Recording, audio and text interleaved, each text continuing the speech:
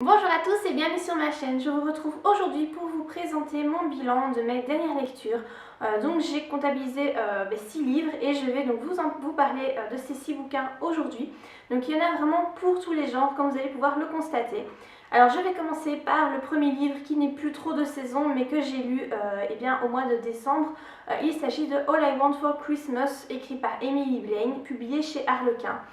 Alors c'est un roman que j'avais envie de lire depuis très longtemps, mais j'attendais toujours d'être à la période de Noël pour le lire puisque c'était vraiment de circonstance. Et donc cette année, en 2016, je me suis lancée. Alors j'adore la plume d'Emily Blaine, comme toujours, c'est une lecture très fraîche, très fluide, c'est pas très long comme roman, il y a des petites touches d'humour qui sont très sympas. Par contre j'ai trouvé que l'accent n'était pas spécialement beaucoup mis sur les fêtes de Noël puisque en fait, on va suivre surtout, c'est une histoire d'amitié en fait entre un homme et une femme, et en fait cette amitié se transforme peu à peu en amour. C'est une amitié qui dure depuis très longtemps, je crois que c'est une bonne dizaine d'années, et voilà le gars a des sentiments en fait pour la fille, et voilà il va commencer à y avoir un jeu de séduction entre les deux, donc c'est une histoire assez simple, je vais dire. C'est une histoire vraiment sans prise de tête. C'est vraiment le genre de bouquin que vous avez envie de lire à la période de Noël. Ça fait vraiment penser aux petits téléfilms qui passent sur TF1 à cette période-là. Donc voilà, Emily Blaine pour moi c'est une valeur sûre. Quand je lis un nouveau roman de cet auteur, je sais d'avance qu'il me plaira parce que j'adore sa plume, je suis vraiment fan de cet écrivain. Et voilà, je trouve que c'était vraiment un roman très sympa à lire, je l'ai beaucoup aimé. Alors le deuxième roman dont je vais vous parler, c'est un roman de Backlit, donc on change complètement de registre. Il s'agit du tome 3 de la saga Dragon Fury, donc c'est Fury Tentatrice, ce tome 3. Alors c'est publié chez Milady. Alors Dragon Fury, en fait c'est une saga qui met en scène des hommes qui se transforment en dragons, hein, comme l'indique assez bien le titre de la série. Alors moi j'adore vraiment cette série, je suis mais complètement fan, c'est vraiment un coup de cœur. Donc c'est le troisième tome que je lis et j'adore tout autant que les deux premiers. Je trouve que l'idée du fait de transformer des hommes en dragons est très originale parce que c'est quelque chose que j'ai jamais retrouvé ailleurs en fait. Ça reste donc toujours de la backlit, mais voilà, au lieu qu'il y ait des vampires, des loups-garous, ce genre de choses, cette fois-ci ce sont des dragons et donc c'est vraiment sympa. Alors évidemment c'est un roman, enfin ce sont des romans qui sont quand même très érotiques, hein. Voilà, il y a quand même pas mal de scènes de sexe détaillées. Voilà, c'est pas vulgaire, c'est pas dérangeant ni rien, bien que parfois il y ait quand même. En fait, il y a la guerre entre les Razorback et les Night Fury. Les Night Fury sont les gentils, les Razorback sont les méchants, donc ce sont deux clans de dragons. Et disons que les Razorback aiment bien enlever certains types de femmes et ils leur font des trucs pas très sympas. Donc, bon, voilà, il y a des scènes qui sont pas trop cool à lire. Mais en règle générale, c'est très sympa. Alors, ce que j'ai bien aimé dans ce tome 3, qu'il n'y avait pas dans les deux précédents, c'est qu'il y a vraiment une espèce d'intrigue qui se met en place. Donc, vous avez toujours, en fait, un tome correspond à un personnage du clan des Night Fury. Donc, à chaque fois, on va se concentrer sur un des mâles. Cette fois-ci, c'était Mac, qui, en fait, à chaque fois, tomber amoureux d'une femelle à haut potentiel énergétique et donc fait tout pour réussir à avoir cette femelle.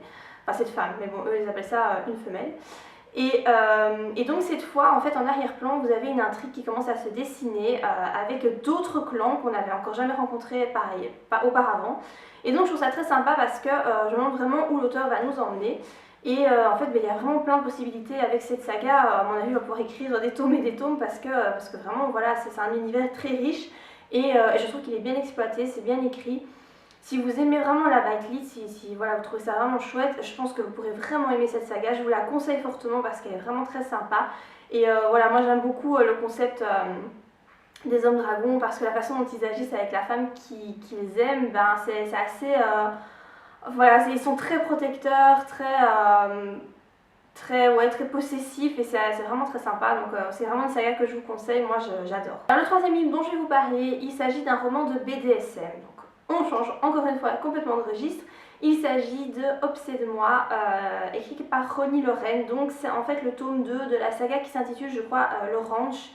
Donc j'avais déjà lu le 1 qui était, je crois que ça s'appelait Libère-moi, que j'avais beaucoup aimé, donc je me suis lancée dans le tome 2 qui est également très sympa. Alors là pour le coup c'est vraiment un roman très érotique, hein. Tout tourne autour du sexe, donc il n'y a vraiment que ça.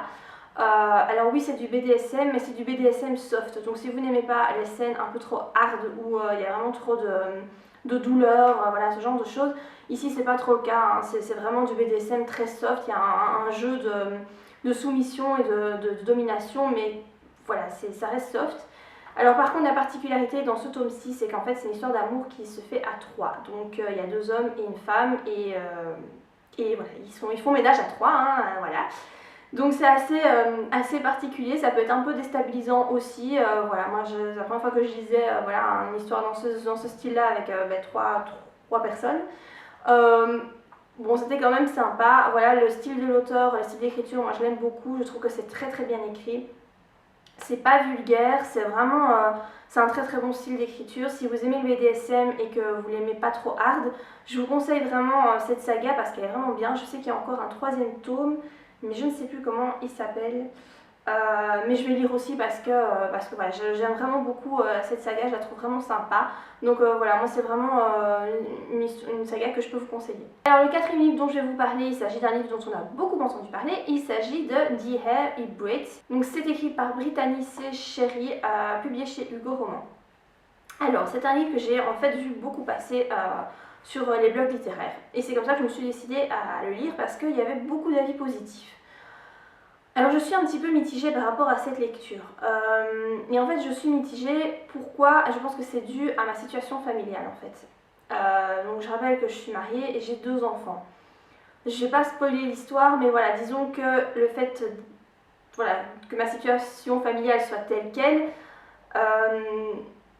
m'a un peu dérangée par rapport au livre parce que moi quand je lis, je pense qu'on est beaucoup dans cette situation, je m'imprègne vraiment du bouquin, je me mets vraiment à la place des personnages, voilà, je vis l'histoire à travers eux et là ça m'a beaucoup dérangée du coup parce que c'était des sentiments pas agréables, des sentiments voilà, que j'aimais pas ressentir. Donc voilà, à ce niveau là du coup j'ai un peu tiqué sur l'histoire, mais bon voilà, c'est juste mon ressenti à moi.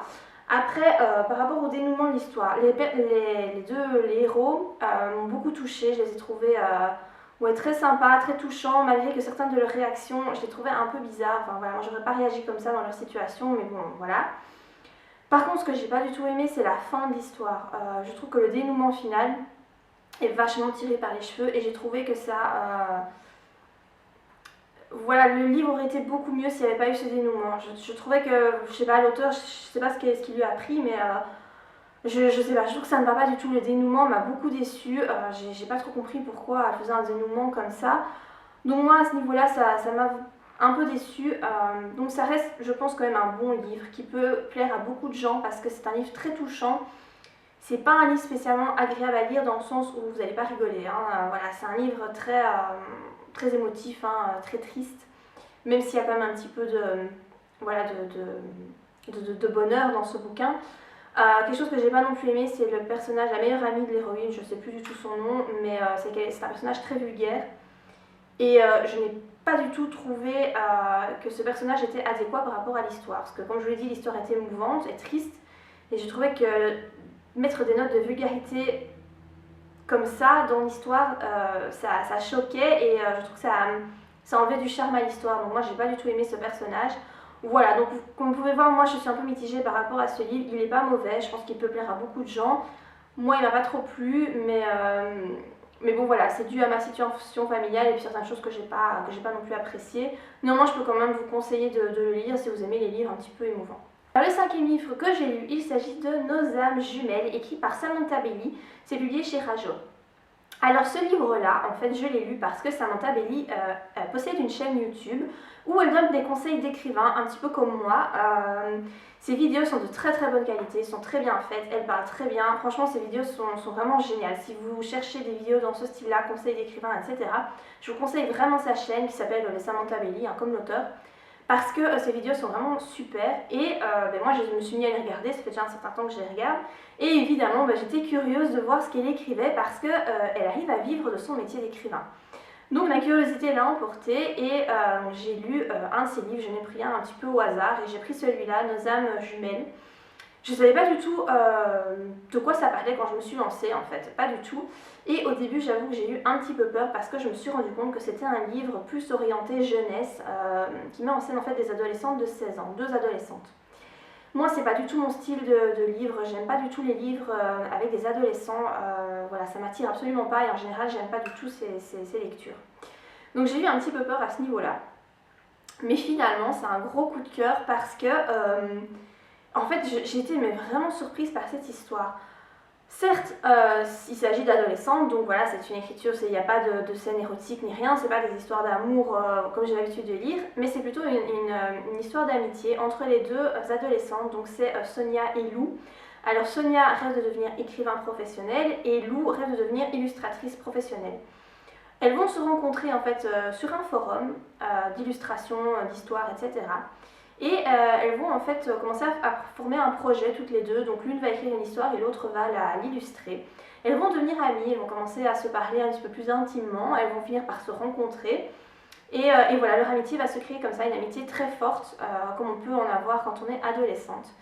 Et en fait, j'ai adoré ce livre parce que déjà, c'est très bien écrit. Alors franchement, le style d'écriture est génial. C'est de la qualité. Vraiment, c'est un style d'écriture très qualitatif, je trouve. Et ce que j'ai beaucoup aimé, c'est que je me suis replongée dans ma propre adolescence parce que moi, voilà, j'étais adolescente au moment de l'émergence des forums, ce genre de choses. Moi aussi, j'ai fait des rencontres via les forums, via Internet comme ça, un peu comme les deux ados. Et du coup, il y a vraiment plein de choses qui m'ont renvoyé dans mon passé à moi et je me suis vraiment retrouvée dans ces adolescentes. C'est vraiment très réaliste comme livre. Et j'ai vraiment adoré de ce point de vue-là en fait. J'ai vraiment dévoré le bouquin, j'ai trouvé super. Alors il y a un tome 2 qui s'intitule Nos âmes rebelles, donc je vais le lire aussi parce que j'ai vraiment envie de savoir la suite. Ça met aussi également, ça j'ai trouvé très très bien, l'auteur met en garde contre les dangers d'Internet dans le sens où on ne peut pas toujours savoir qui se cache derrière un pseudo. On pense parfois connaître la personne, mais en fait pas du tout. Et ça, j'ai trouvé très bien qu'elle souligne ce petit point-là. Voilà. Moi, c'est vraiment un roman que j'ai adoré, que je peux vous conseiller, que vous soyez adolescent ou pas. Si vous êtes né dans les années fin 80, début 90, je vous conseille vraiment parce que je pense que ça va pouvoir vraiment vous recréer des souvenirs et voilà, moi c'est un livre que j'ai vraiment adoré. Donc je vous conseille vraiment ce bouquin et la chaîne aussi de Samantha Bailey que je trouve très très chouette. Finalement, le dernier livre dont je vais vous parler, il s'agit de Wallbanger, écrit par Alice Clayton et c'est publié chez J'ai lu. Alors c'est un livre new adulte, humoristique. C'est un livre qu'une amie m'avait conseillé puisqu'on a à peu près le même style de lecture et elle avait beaucoup aimé parce qu'il y a beaucoup d'humour dans ce bouquin. Donc du coup je me suis lancée espérant apprécier également. Et en fait pas du tout, c'est un gros flop pour moi, j'ai vraiment pas du tout aimé ce bouquin. Alors au début, le bouquin me semblait prometteur parce que je trouvais que l'idée était originale.